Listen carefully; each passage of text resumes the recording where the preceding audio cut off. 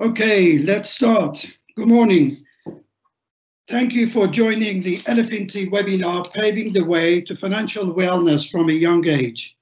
I will now hand over to our Chief Executive, Maysam Rizvi, to tell you more about the webinar and start the process. Thank you, Maysam. Hi, everyone. Welcome to this webinar.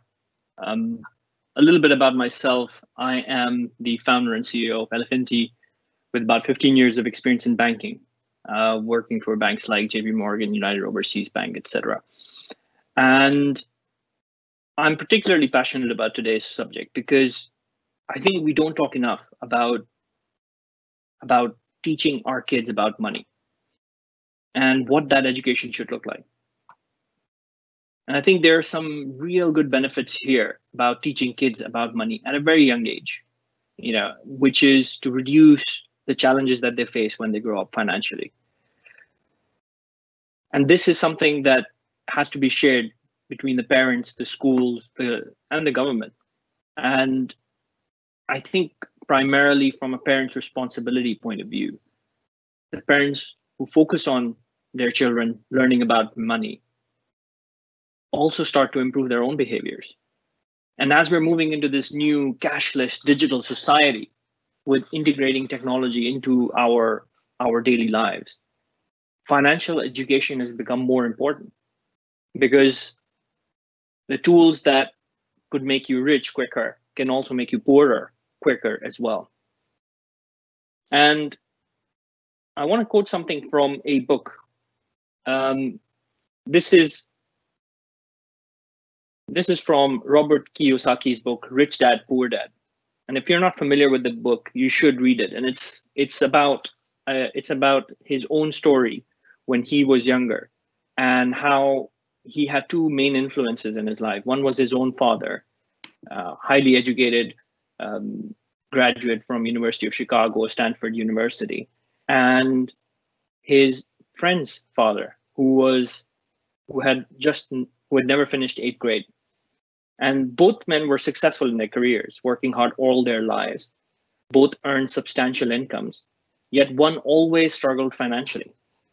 And the other would become one of the richest men in Hawaii. One died leaving tens of millions of dollars to his family, charities, and his church, and the other one left bills to be paid.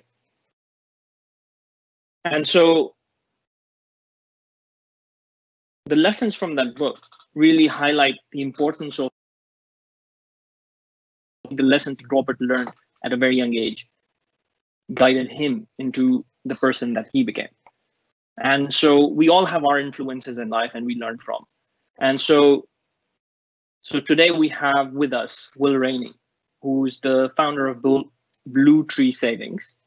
And I'd just like to call him to introduce himself, and then we'll discuss today's topic. Will, how are you? Thank you very much. Thank you very much. It's a pleasure to be here. So as I say, my name's Will Rainey. I've been doing, my whole career, I've kind of been advising some of the largest institutions in the world. So I've been advising insurance companies, retirement schemes, and some different government entities, both in the UK, but also around Asia. And what I've been doing is providing kind of investment advice, so telling them what kind of investments to make. And this has been in tens, in a couple of times, hundreds of billions of US dollars, trying to advise on that. But then a few years ago, I've got two young daughters who are now 6 and 8 years old. I started to think about their financial future, and I was going to put some money into some investments for them. But then I started to talk to some friends and family to find out what they're doing with their children, and found out that most people weren't doing that much because they weren't doing much with their own money in terms of their own savings. They didn't really have that initiative to do much with their children. But also there's a clear lack of resources available for parents, and therefore I felt there was a massive gap so I kind of changed my career from talking to about billions of dollars all the way down to saying, right, I'm going to help parents teach their kids about money and focus on, say, a few pounds pocket money. So one extreme to the other. And yeah, so my sole focus with Blue Tree is to provide resources, tools, and education for parents so they can then teach their kids about money. And as you've just pointed out, I just believe it's such an important topic, especially today when in the UK, so many adults are in debt and suffering from financial stress because of money. So something needs to happen, and I always believe that prevention is always more powerful than the cure. So if we can do more to educate the next generation, then hopefully we're not going to see this kind of continual trend of people going into debt and people facing financial stress. But at the same time, as you've mentioned, hopefully by focusing on parents and empowering them, they're going to become role models for their children and start changing their behaviors. So hopefully it's doing sort of 2 generations in kind of one go. So that was the main reason that I started Blue Tree about a year ago, and kind of working with companies to try and reach as many parents as possible. So and we're really happy to have you. And I think, this is going to be a fantastic conversation. So just before we start, I just wanted to ask you, when you were growing up, what were your strongest influences in financial education that taught you about money or how to deal with money?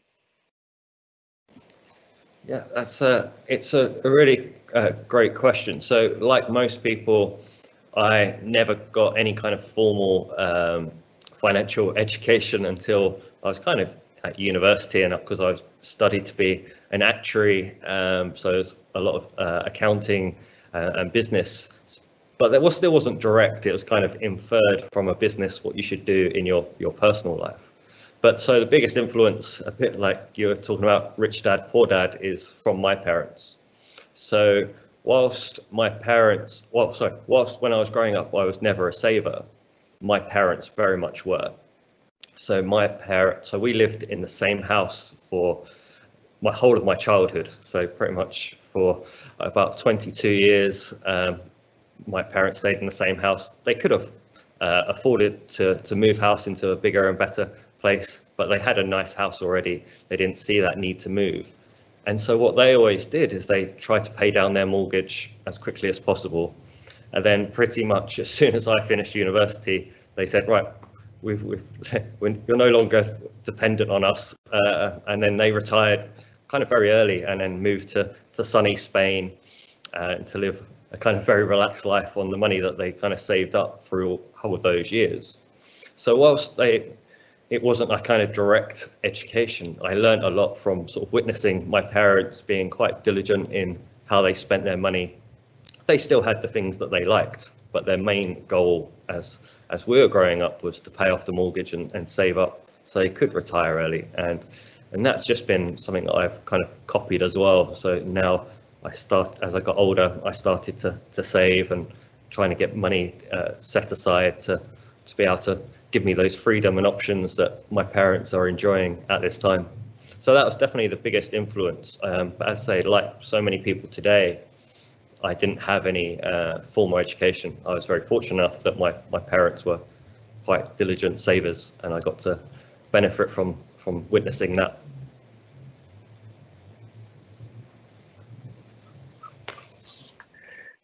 And I think, you've mentioned about, your children as well. And it would be really interesting to find out, how do you teach your kids? I know they're 8 and 6. What are the things that you're doing? I have a 12-year-old, and I'd love to share what I do, but I'd love to hear from you. Yeah, so from a very young age, we wanted to start saving for them. I'm, investments by background, so I was always going to put some money away in investments for them. So I was doing that whilst they were young and too young to understand about money themselves. But when they got to a certain age, I wanted them to know about this. But so what I started to do, and I've read a few books. So there's The Richest Man in Babylon. There's, I think it's called, there's the Save Your Acorns book by Robert Gardner. And there's other books that refer to sort of money and sort of trees and using trees as growing. So I really latched onto that kind of concept. And so from a very young age, instead of showing my children how much they have in investments and trying to talk about numbers, I did a simple bit of saying, okay, look, this is how much you've got invested, but I kind of put a sort of an amount of money and called it a tree and said, look, every month we put some money away and it grows a tree. And then what they do is every time we sort of talk about money, we kind of show them their kind of trees growing. And hence the name of my company, Blue Tree, is we show them these little blue trees growing on the computer. And it was kind of very powerful because I kind of expanded on that kind of analogy. So when we got to an age where I started to give them pocket money, I very much started to say, well, think of this money as seeds, and where do you want to kind of plant these seeds? They could have the option of just spending it, so giving those seeds away, but alternatively, they could plant those seeds into blue trees, and we would give them a little bit more of their investments, or we would potentially put what I call now flowers, which is saving up for a goal, so a new toy or a new book. So it's all kind of this very visual kind of way of teaching them to kind of get them growing, understanding, but it can also from there lead on to kind of understanding different concepts. So one of the most powerful, which we know about saving money, is this is about compound interest. So money making money on the money that you've earned. And that's so simple to explain using trees, because you say you plant a tree, it grows, it produces more seeds. You plant those seeds, it grows more trees, and if you keep repeating that, soon you'll have your own forest, even from one single seed. So they kind of get that that kind of concept. So that was the first thing that I did from a very young age. And again, at that time, they didn't know about investments. They didn't really know much. They were just getting into learning about money. But then from then, when I was kind of putting them to bed, etc., I'd start to explain different concepts of money, just for my own kind of interest. So I started telling them some kind of kid versions of, as you said, Rich Dad, Poor Dad. I kind of put a spin on it and had sort of happy farmer, sad farmer, and talked about different characters in there. So it's kind of getting the key messages, but without in a kind of kid language.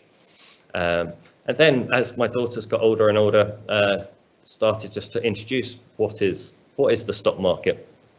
And one of the most popular blogs that I've written is how to teach your kids about the stock market. And that was just a bedtime conversation I had with my daughters, and I think they were sort of 7 and 5 at that time. And so I just started to try and explain it using McDonald's and hamburgers. And they really kind of enjoyed it, and they started asking me sort of questions. And in fact, my eldest daughter the next day had a show and tell at school, and to my surprise started to talk about the stock market using the sort of simple kind of references and talking about burgers and the impact of the virus, etc.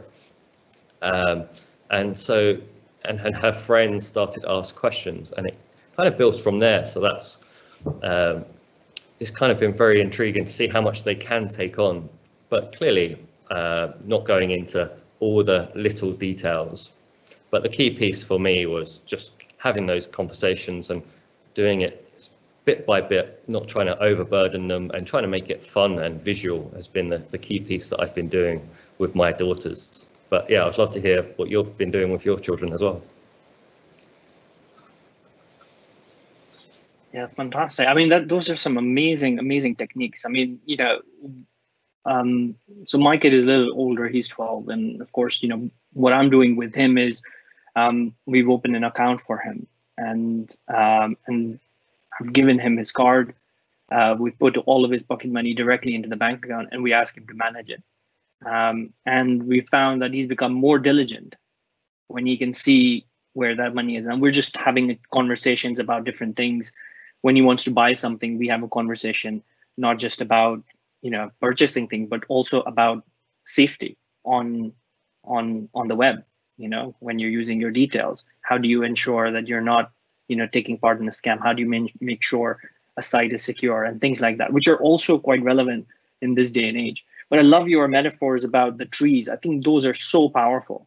I just wanted to also just talk about, a lot of people, when we talk about financial education, they talk about that, what about people who don't have money, or who can't give kids pocket money, for example. The importance of financial education doesn't change, right? But what are the different techniques they can use? Are they different? Are they the same? Again, and sometimes it's also about your own personal confidence with money and having conversations about money. So what would you suggest for them? What would be the methods for them to use to teach their children? No, it's a really important point, because one of the most powerful financial education tools there is pocket money, because it gives children opportunity to make money decisions and form really good habits, and I can expand on that a bit later. But in terms of families that are vulnerable and just don't have that money to give those children pocket money, then there's two kind of areas that they can still try and develop to try and help those children. One is to still have a very positive mindset about money, and that's incredibly hard when you're financially vulnerable. But what you want to do is be having that kind of growth mindset towards money, to say, right, we might not have money here, but as long as when you do get any opportunity to have money, that you try and make that money kind of work, and make sure you don't overspend, and make sure you have a kind of positive attitude towards that money, so that money is not seen as evil. Because what we're seeing in a lot of the research is that if you say what causes people to be financially vulnerable is their mindset, then the habits, and then sort of the kind of actual knowledge about money. So if you're a parent and can't give pocket money, there's still lots of opportunities to talk to your children about money. So that's one piece. But probably more important is about habits, because it's, as I say, one of the biggest, what's going to determine their financial future largely is going to be about the habits they have. So when they do have money, what do they do with that money? And if they're going to spend it all. And it doesn't, when they're a child, they don't actually have to have money to learn those habits. So one of the key skill sets of money is about delayed gratification. And that can be taught with money, with pocket money, but it doesn't have to be. So for example, if you have a child and you can't give pocket money, you can still say, well, if you give them a snack, so a treat every now and then, just get them to try and learn to not consume that whole treat there and then, but try and get them to delay eating some of that for later. Or if it's a toy, make sure if they're going to sort of spread out when they play with that toy, so they don't have to have it all here and now. And just trying to work out ways in which they can delay that gratification. A good one is TV time as well. So one trick that I've heard from other people is to say, okay, you can watch this amount of TV today or this week, but that's your lot. you can't watch any more than that, and they have to choose when they do that. The child gets that kind of decision and power.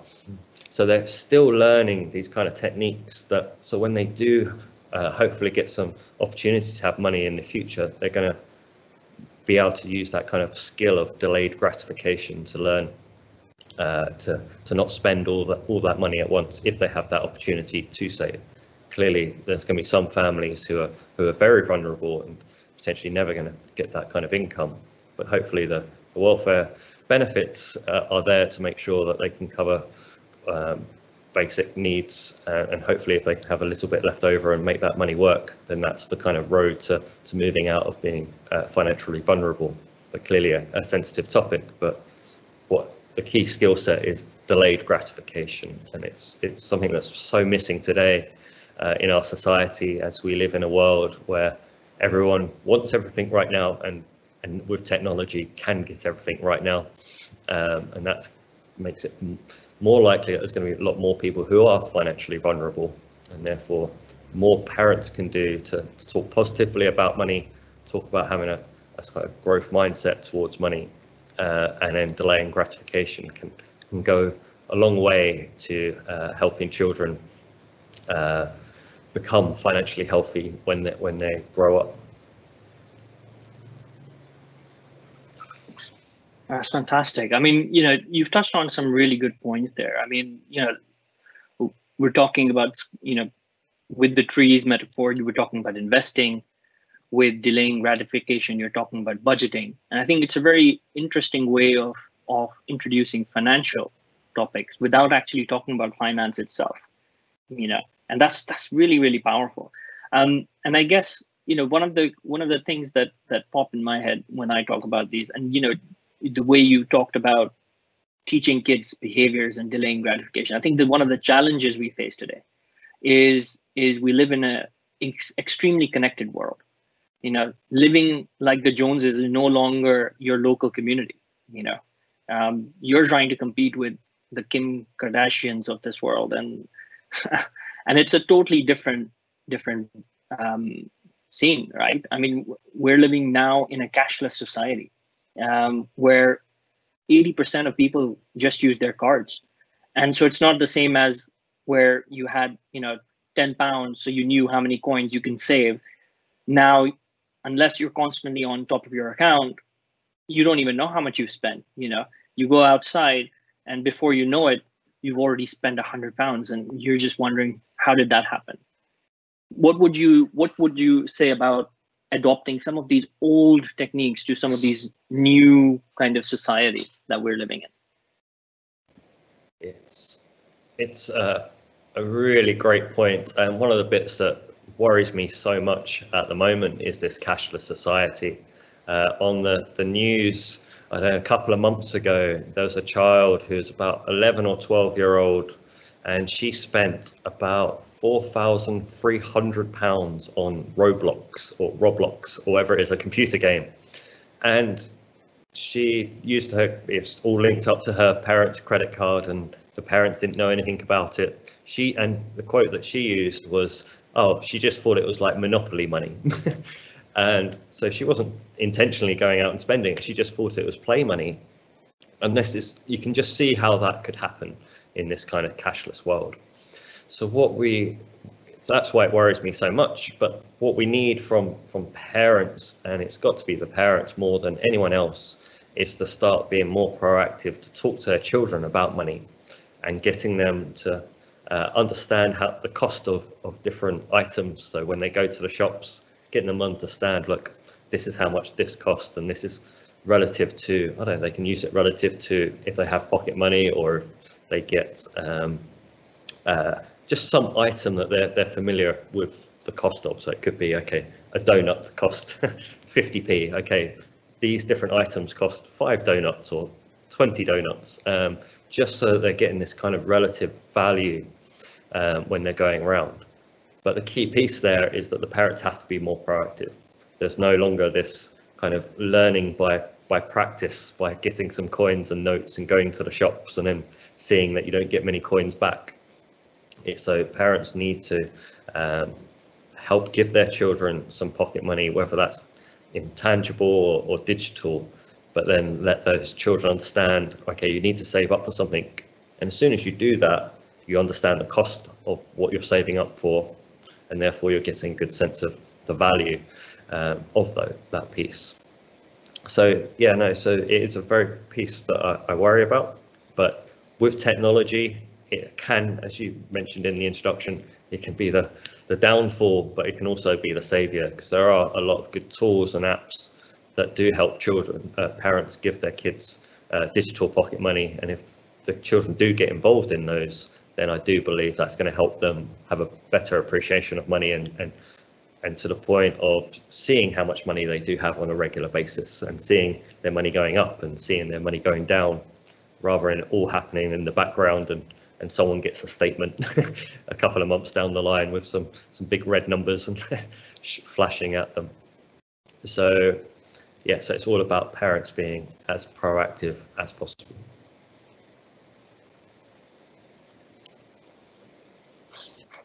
I think that's, again, very, very powerful. I mean, I think having some thoughtfulness towards what you're teaching your kids can have a huge impact, right? I mean, you don't need to necessarily have all of the skills to teach them, but as long as you are getting them interested in to figure out, there are ways that they can figure out themselves as well.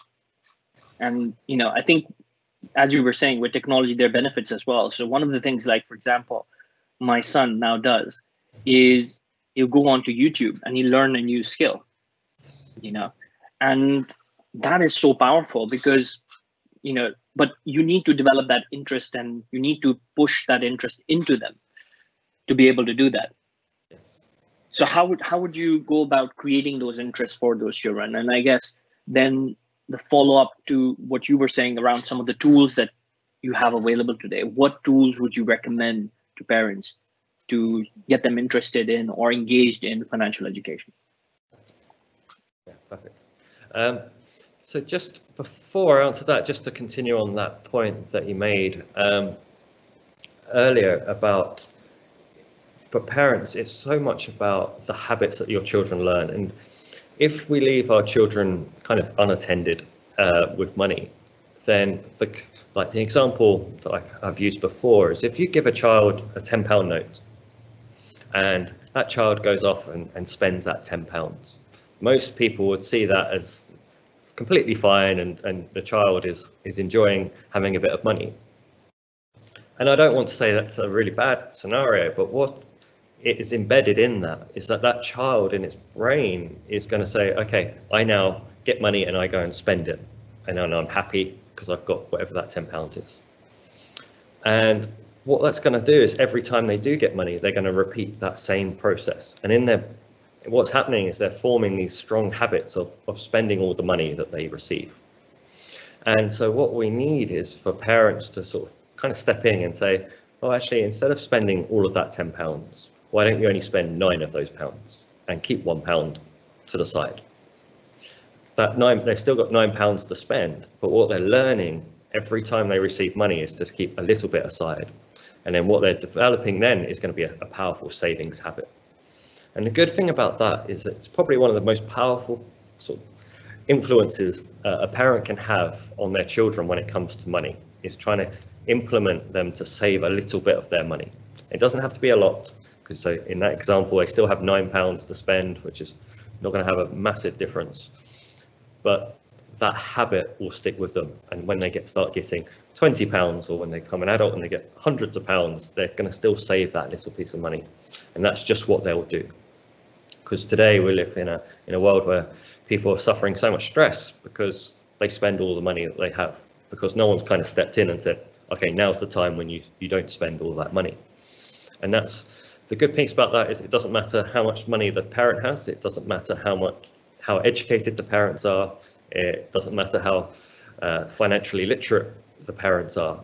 Every parent can kind of start taking that action with their children and starting to form that very simple habit, which is going to start implanting into the child's brain from a very, very young age and have a huge impact in a positive way. So to the kind of question around how can parents do that, and again, there's good tools out there. So there's a lot of online savings apps. So Go Henry is one of the most popular for slightly older children on there, where children can get their own debit card. But again, for that, I'd still strongly recommend the parents be involved, because for myself, if I was a 12-year-old and got a plastic debit card, I'd be very excited and wanting to go to the shops and spend all that money. So it's all about still trying to have that parent influence to say, okay, here, we put some money on this card, but please do not spend it all, save a little bit. And every time we put some money on that card, make sure that you put a little bit away. And again, that just gives them that practice online, so it doesn't need to be tangible. From a younger age, there's some really good tools. So one that I know is coming out recently and I've spoken to is it's called Sonic Pocket. So it's a fun sort of pocket money app. It allows children to complete tasks, to get the pocket money from a young age, but it's all very digital. And then from my own side, so we've created a kind of digital piggy bank, so under Blue Tree Savings, which allows any pocket money or any money that the child receives to be kind of shown as seeds, and again they get to make the decision of what they do with those seeds, whether they spend them or plant them either to grow flowers or bushes or blue trees, and kind of see their financial forest kind of growing as they get older. And that's again just has those kind of strong visual kind of mindsets in there, and hopefully encourages more children to save because they want to see their flowers or blue trees grow over time.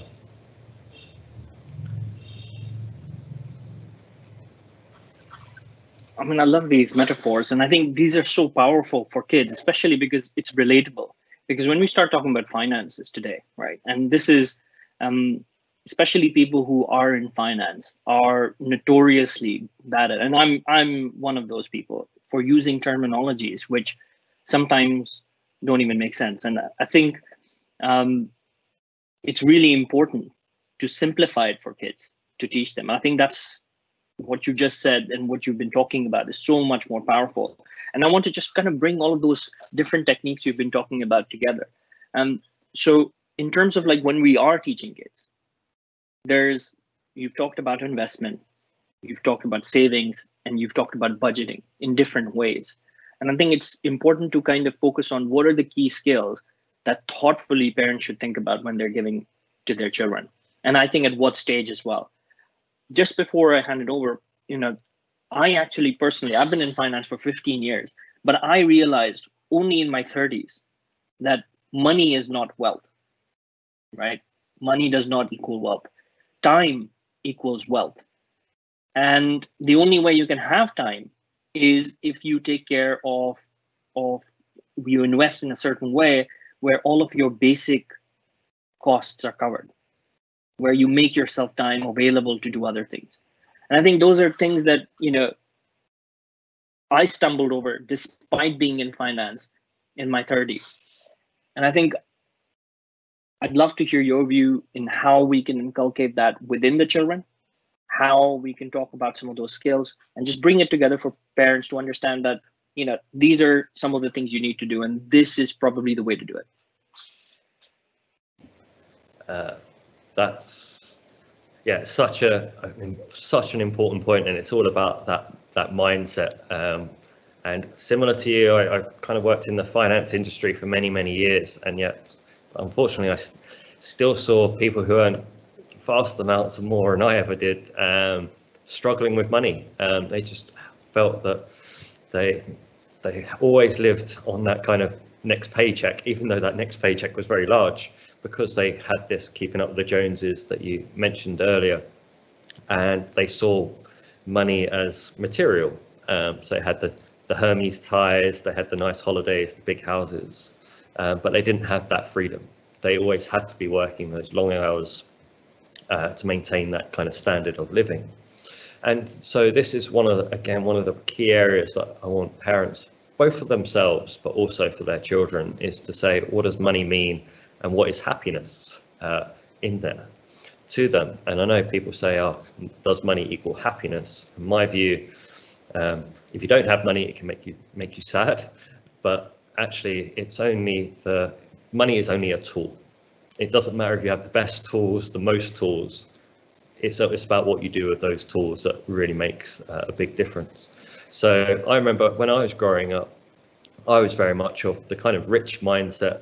I used to draw the mansions that I was going to live in, think about the fast cars that I was going to live in, and watch the sort of reality TV shows. I think it's like MTV Cribs, where they'd have the sort of famous people going around their houses and seeing all the different bedrooms and swimming pools and the fancy garages and being like, oh, I really want that. But as I kind of learned, is some of that is just for show. The amount of money that they were either using debt to pay for some of that stuff because they thought, oh, I'll be earning more money in a few years' time. Or they had that money and then they spent it all. And I think a quote that I really liked, it says, if you spend $1 million, that's literally the opposite of being a millionaire. And I think that's the kind of bit, and it's about being wealthy. And I think I did a whole blog on this, and it's again quite popular. It's kind of rich kids versus wealthy kids. And it's all about that kind of mindset of saying, okay, I want money to be working for me rather than I want money to spend now. And to my children, when they even at a young age, they'll still say, oh, my friend has this, my friend has that, and trying to compare. And what we kind of say is, well, we don't know what kind of blue tree forest their parents have got. So without knowing that, we can't compare. So we're very fortunate. We've been saving for a long time, and we get a lot of our expenses, and our lifestyle is covered because we've got savings and this kind of blue tree forest that we've mentioned to our children. So we don't compare, we don't care, because we're never going to see. Others might have much nicer cars, houses, holidays than us, but they might not have any blue tree forest or savings behind that. And I know which I would rather have. I'd rather be secure, having that freedom, as you say, have my money kind of working for me, and no one can see that. And I don't want people to see that, and that's my prerogative and our family's prerogative to have that money. But it's all about having that mindset of you can't compare someone yourself to others unless you have the kind of full picture. And as I say, in most cases, unfortunately, people might have the material stuff but have no kind of savings or any kind of financial forest, as I kind of use it in that kind of analogy.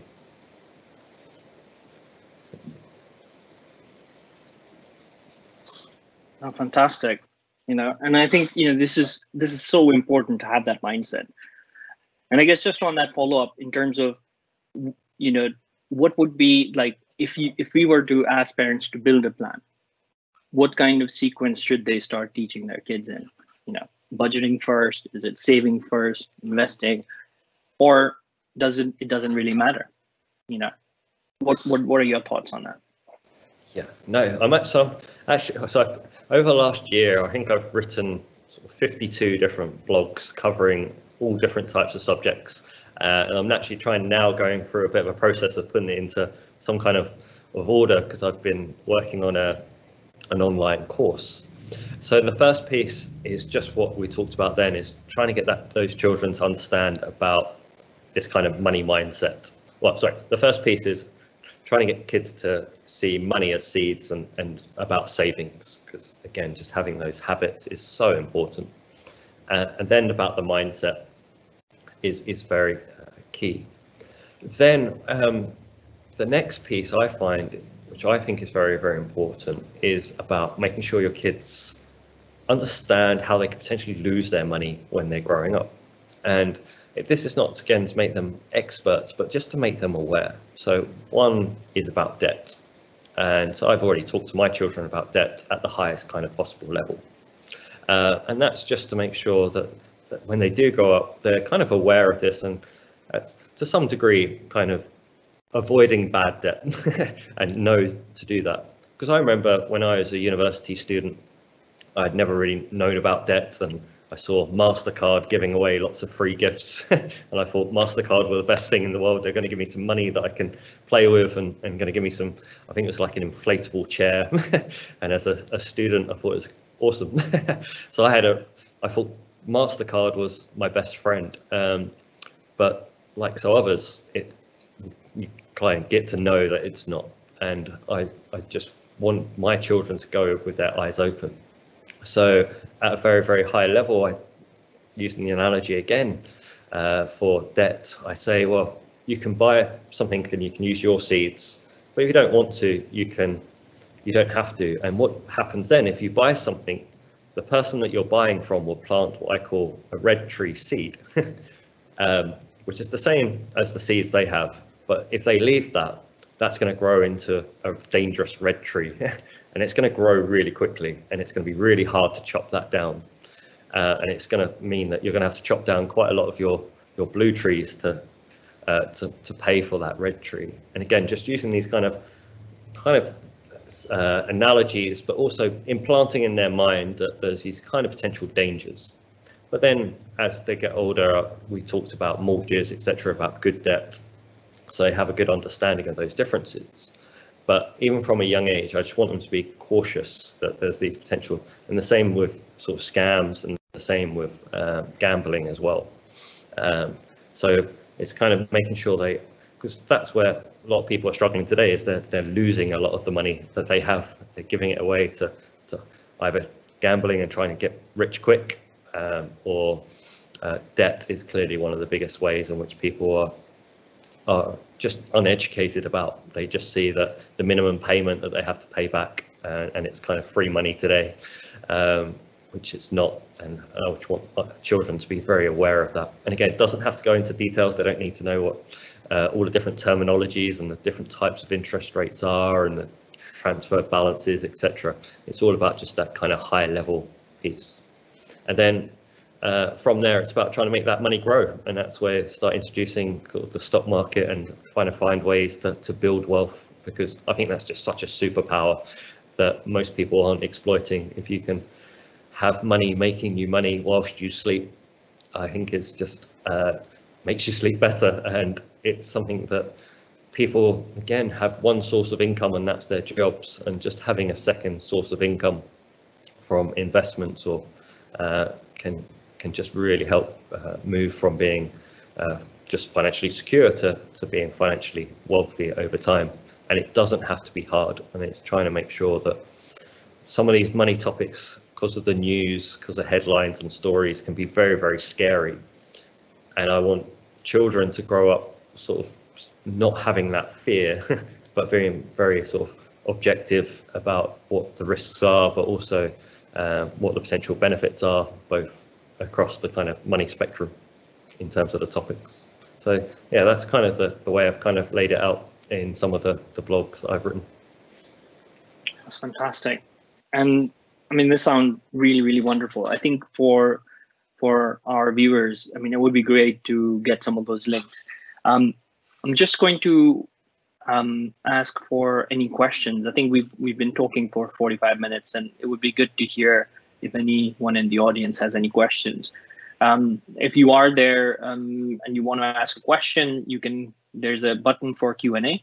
If you click on that, you should be able to post a question, and Will and I will try and answer that as best as possible. So while we're waiting for some of these questions, I guess, what do you think can be done by schools and government for education? I think that's something that we haven't touched on. And I think, we've talked about parents and, helping them pave a way for their children. But what can we do in a structured way for society to improve financial education? Yeah. So it's a very, very important. I think so my personal view is it's about 80% is on the parents to really help their children learn about money, just because it's an ongoing process, and it's, I say, about habits and savings. But I think schools, it's supposed to be on the curriculum, but schools have some kind of leeway to how much they kind of cover in their different courses. So I'd really love to see more and more schools kind of putting financial education more solidly into their curriculum, just so that children get an understanding and introduction to money, so they can then start that interest that you mentioned, so that children do want to go out and learn more, or ask their questions to their parents, or reach out. And I know there's kind of reluctance from some schools, because it's like, where do you get this kind of information, who teaches this? And luckily, because of the kind of interest in there's some really good resources for schools, and I'm hoping that in the future there's going to be more and more schools talking about this. So you have the likes of some of the workbooks and curriculum that Martin Lewis, the money saving expert, has been providing a lot of schools. But then there's also technology. So it's a good one. It's Miss Money Ready, which is kind of an online financial education tool, so it doesn't require teachers to do the teaching or teachers to do the marking. It's kind of a resource there that schools can get access to and help those children learn about money as part of their general education. So I do believe that schools hopefully will be doing more and more, but again, a bit like the parents, I feel that the teachers need a bit more training and help so they feel empowered and confident to teach the children about money, because they might be not that knowledgeable on money themselves or even in financial stress themselves, and therefore don't have that confidence to teach children. So it's all about trying to make sure that there's resources. And I think that's where the government can help as well. I think the government should try and help provide as many resources to both parents and teachers, as again, they're going to be probably the biggest gateway, or most exposure to children is going to be with their teachers or their parents. So in terms of the government, hopefully we'll see as part of their money and pension service initiatives over the next kind of 10 years that we're going to see more and more resources for both parents and to teachers to help empower them to talk to children and help children learn about money. As I say, I think it's an ongoing process, and we can't expect that just one classroom class about money is going to change the financial future of children, but it's more about sparking that interest, starting that conversation, and hopefully sort of drip feeding it in over time throughout the different school years. Excellent. Thank you. I guess we've got one question, and it's around at what age would money education be most effective? And I would just put maybe a slight spin on it as well, is that, when can you start teaching them? How old do you think is the right age? It's so there's two different parts to this. So the first one is talking to them or giving children pocket money from as young as about 4 years old is a way to start. And I'd very much encourage parents to start as young as possible. So probably about 4 years old, when they've got a little sort of number skills, it is the key, because research from Cambridge University shows that a lot of their habits could be formed by the age of 7. So whether they go off and spend all that £10 or not can be kind of embedded by the age of 7. So after 7, you've got a lot of trying to unwind some habits that they've already picked up, which is clearly harder work. So in terms of giving children money and starting to form sort of habits from a very kind of 4 years old onwards. In terms of actual financial education, so sort of talking to them about different topics, then you're probably looking at around, I'd say even sort of 7 years old, based on kind of my experience with my daughters, and talking to them about whether that's debt or the stock market, etc. Again, it only has to be at a high level, but then clearly as they get older and older, just kind of reinforcing some of those messages, and then hopefully by the age of 12 and above, they kind of essentially, I don't think there's any kind of topic that's off the table at that age, but it's probably more critical. Key is that they learn those kind of topics before they get to sort of age 16, when they're going to be exposed to. But they can start from around, say, around 7. But in terms of the habits, as early as possible, giving children some money to make decisions, because that's going to have the biggest impact. Thank you very much. Thanks very much, Will. And I think we're just over time, so I'm going to try and wrap this up. And it's going to be a challenge, because you have really given this a lot of depth, but I'll try to do justice if I can. So, I think what we know that's very important for it's really important to have financial education for our children from a very young age. And financial education doesn't need to be complicated. It can be simple. There are some key skills we need to give our children. We need to give them some behavioral education, and that all comes from how you engage with your children at a very young age. As you just heard from Will, this could be as young as 4 years old, and talking about skills like budgeting, saving, investing. Giving them these ideas from a very young age can be very, very influential in their lives as they grow, and can potentially set them up for a very, very good financial future. Because once you get those habits, you can really, really develop them.